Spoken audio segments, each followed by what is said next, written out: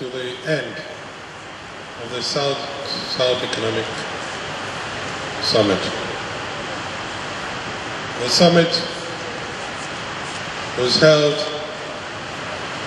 in Delta State a year after it was scheduled to hold.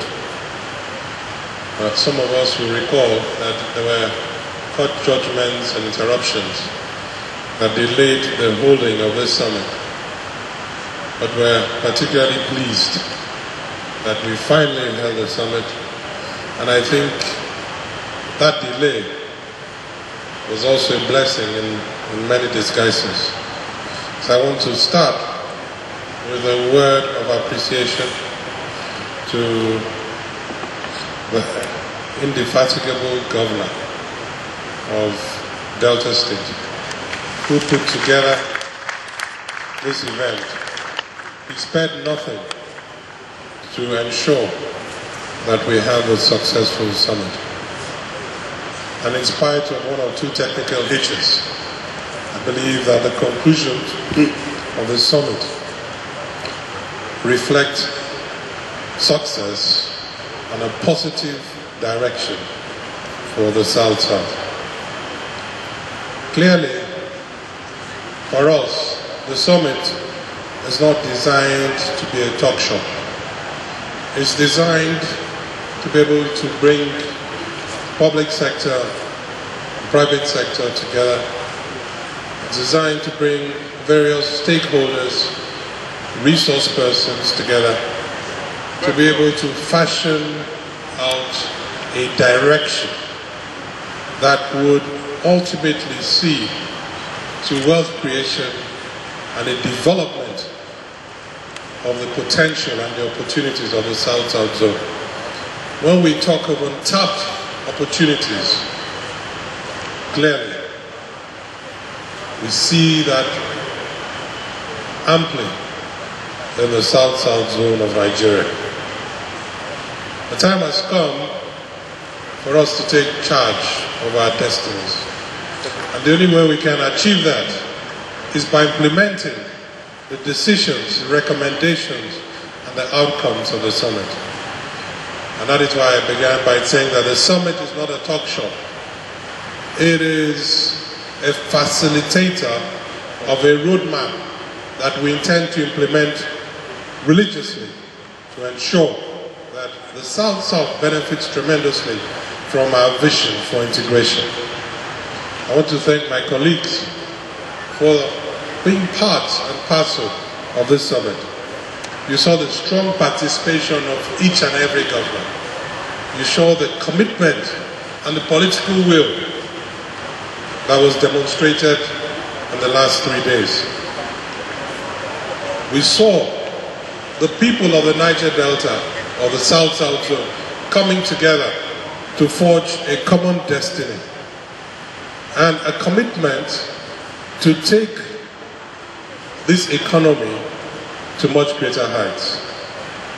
Our challenge now is to collectively ensure that we, in the next 1 year, report back to this summit the progress that has been made from after the close of this event.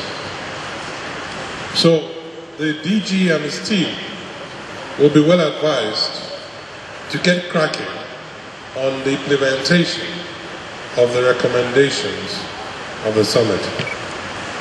In so doing, we would be able to present the report card of the performance of the South-South. And that performance will be derived from the inputs that have been made to you, that have now been gathered and are being collated and put into a document for implementation.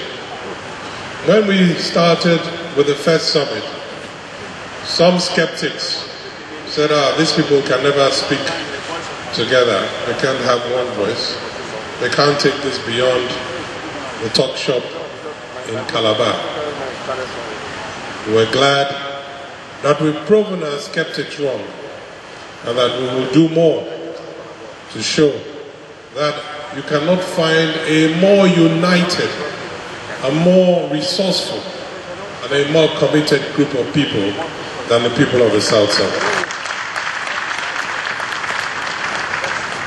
So it is on that note, a note that I believe is forward-looking, a note that presents great hope, a note that is indicative of a better tomorrow for this zone.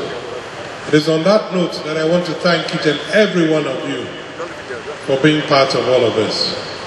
The future is yours. You are determining in it. You're making it happen. Without you, this would be an exercise in futility.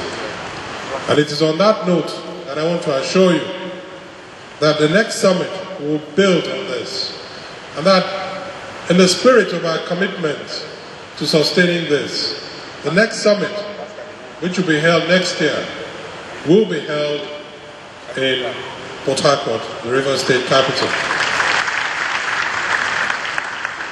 To sustain this and to enable the next governor prepare for the summit, which obviously grows bigger and bigger each year, the subsequent summit will be held in Uyo in Akwa Ibom State in 2014.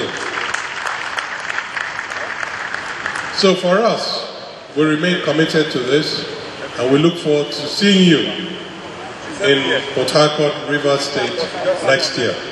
It is on that note that we bring formally